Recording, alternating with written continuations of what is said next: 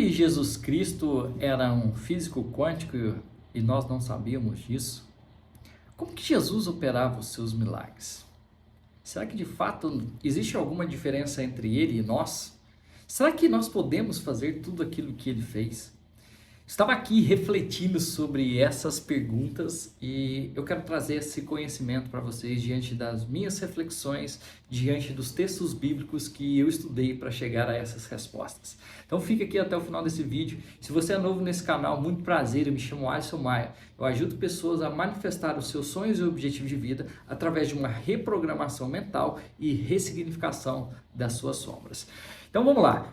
Olha só, eu estava aqui fazendo um estudo sobre a Bíblia, sobre física quântica, mecânica quântica, e aí eu fui e pensei, como co-criar com Deus, como co-criar com o todo, como ir além de nós mesmos, como nós podemos usar os experimentos, por exemplo, da dupla fenda, onde a real natureza da luz ora é onda, ora é partícula. E a consciência do observador, eu e você, é que muda a natureza do experimento, tornando aquilo que era onda, partícula. Então, através do quê? De uma comunicação não local. E aí eu pensei, falei assim, bom, vamos lá, vamos refletir. E aí eu trouxe alguns versículos que eu quero começar aqui com vocês. E aí a gente vai começar... Primeiro versículo que eu quero trazer para você, nós vamos conversar sobre João. João, ali 15, 7. Quando Jesus fala sobre a videira. Eu sou a videira verdadeira e meu pai é o lavrador. Todo ramo que, estando em mim, não dá fruto, ele corta. Todo ramo que dá fruto, ele poda para que produza ainda mais. Vocês já foram limpos pela mensagem que eu lhe dei. Permaneçam em mim e eu permanecerei em vós. Pois assim como um ramo não pode produzir frutos se não estiver na videira, vocês também não poderão produzir frutos a menos que permaneçam em mim. Sim, eu sou a videira. Vocês são ramos. Quem permanece em mim e eu nele produz muito fruto, pois sem mim vocês não podem fazer coisa alguma. Quem não permanece em mim é jogado fora, como um ramo imprestável e seca. Esses ramos são ajuntados no monte para serem queimados. Mas se vocês permanecerem em mim e minhas palavras permanecerem em vocês, pedirão o que quiserem e isso lhes será concedido. Quando vocês produzem muitos frutos, trazem para grande glória ao meu Pai e demonstram que são meus discípulos de verdade. Então Jesus veio aqui para trazer o quê?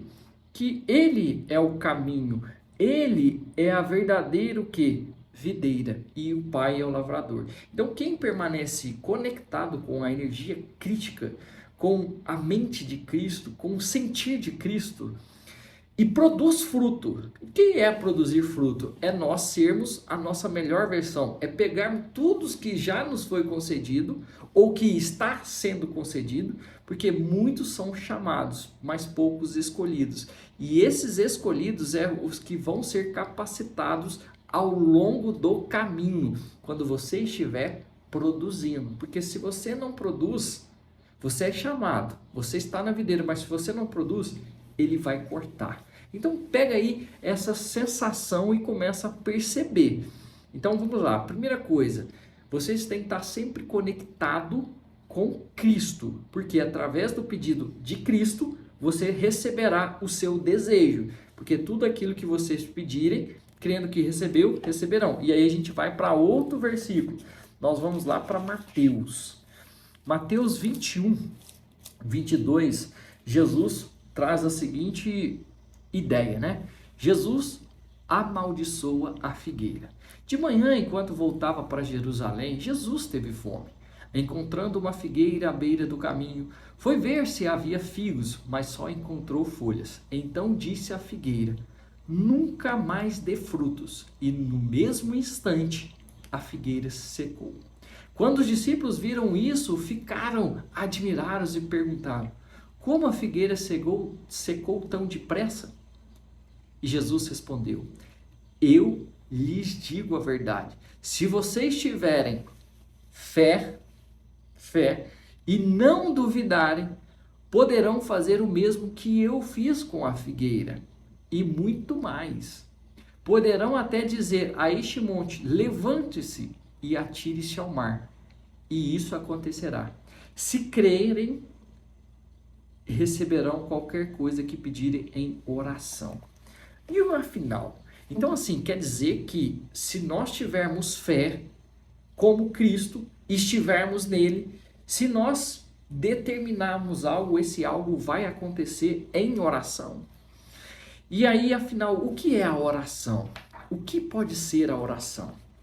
E eu estava aqui refletindo, fazendo uma sessão com uma pessoa que fala 6 línguas. 6 línguas. Eu falei, que legal. Deus criou o mundo pela palavra, que haja luz, houve luz. Mas são 6 línguas. Qual que é algo que é universal para todos nós? O que é universal? Que eu, você, independentemente de qual local que você está falando, coloca aqui abaixo, de onde você está falando, o que você está achando desse vídeo? O que todos nós seres humanos conseguimos ter em comum além da língua? Ou melhor, além das palavras, além do vocabulário, se eu posso dizer, além da língua mesmo, né, que se fala. O que temos em comum? Qual é a verdadeira chave? A chave que mexe nos quantos, a chave que colapsa a função de onda, que faz a onda, que é os seus sonhos, se tornarem real. Que tanto eu quanto você, que está aqui no Brasil, que está na Inglaterra, que está em Porto, que está na Austrália, que está no Japão, que está na China, que está em Miami, que está em Nova York, temos em comum. Quando nós fazemos as nossas orações, nós temos que perceber o seguinte: o que se pode ser observado é que nós temos que fazer a oração com sentimento. Sentimento que produz emoção. Emoção que dispara química no nosso corpo para que possamos o quê? Agir em prol daquilo que nós desejamos. Então, assim, o que eu quero trazer para você? Quando você orar sobre o seu pedido que você fizer, sobre a determinação que você fizer, fala assim, eu quero que essa montanha saia daqui e passe para outro lugar e se atire ao mar. Ficou até interessante, né? Tem uma montanha aqui, deixa eu mostrar para vocês. Olha, uma montanha, certo? Ó, e ao mar. Então, o que acontece? Quando as sensações, as emoções humanas, que é algo universal, é ali que você vai afetar a realidade que você deseja. Então, a nossa linguagem interior, a partir das orações dos nossos pedidos, é responsável pelas mudanças dos átomos, dos elétrons, dos fótons do mundo exterior. As partículas subatômicas, elas são movimentadas para colapsar-se de onda a matéria a partir dos sentimentos que treinamos mentalmente para que aquilo aconteça. E um outro aspecto que eu quero trazer para você aqui, uma outra passagem também, é sobre o que Jesus nos disse sobre você eliminar. Sabe aquela dúvida, se você tiver fé, né, que ele disse aqui, ó. Cadê? Levante-se ao mar, isso acontecerá. Aqui, ó. Eu lhes digo a verdade, se vocês tiverem fé e não duvidarem, o que seria essa dúvida, né? Vamos para outro versículo aqui, que é sobre você perceber com relação à preocupação.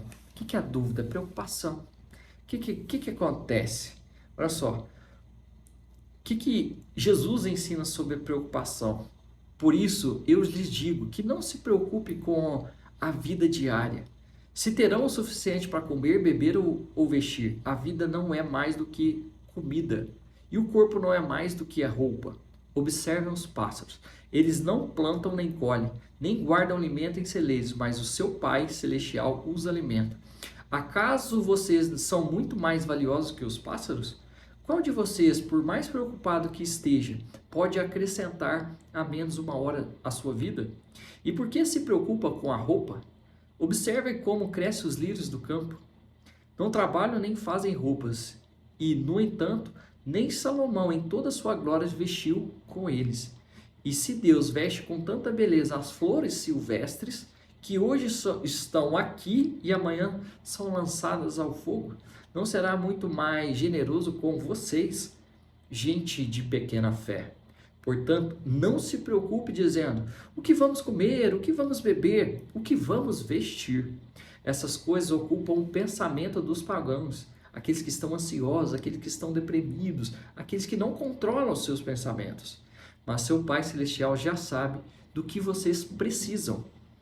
Busque em primeiro lugar o reino de Deus e a sua justiça, e todas essas coisas vos serão dadas. Portanto, não se preocupe com o amanhã, pois o amanhã trará suas próprias inquietações.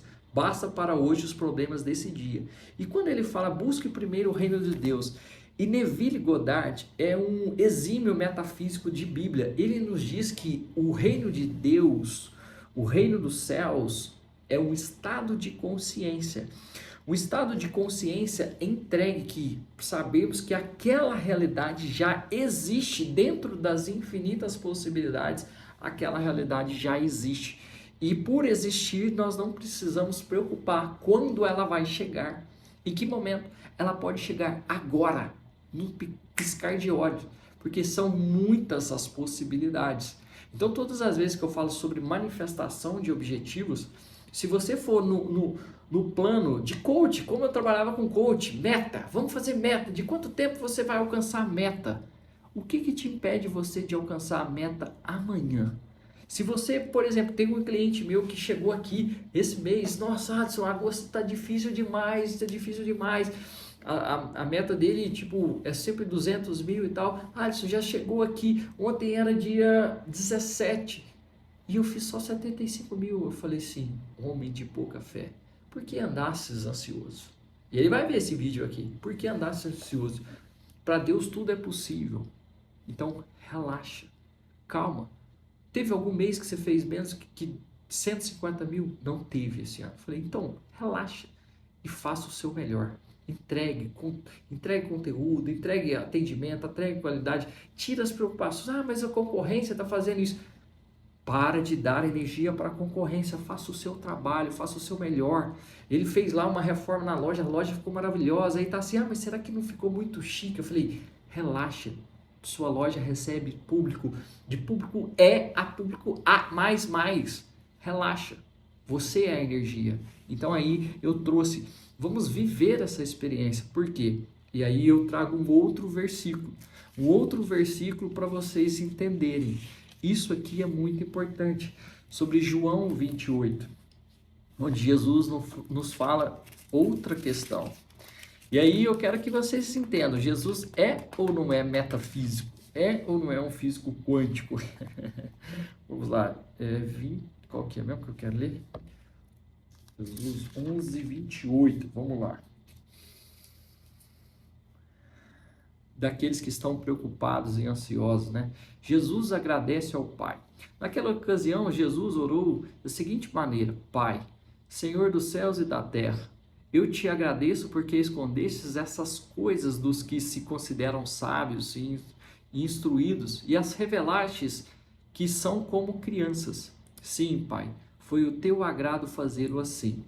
Meu Pai me confiou todas as coisas. Ninguém conhece verdadeiramente o Filho, a não ser o Pai. E ninguém conhece verdadeiramente o Pai, a não ser o Filho, e aqueles a quem o Filho escolha revelá-lo.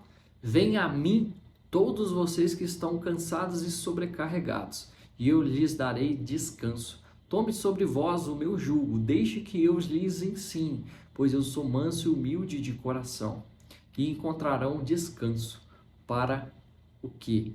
A alma. Meu jugo é fácil de carregar e o fardo que lhe dou é leve. Então, se você está ansioso, procure estar próximo a Cristo.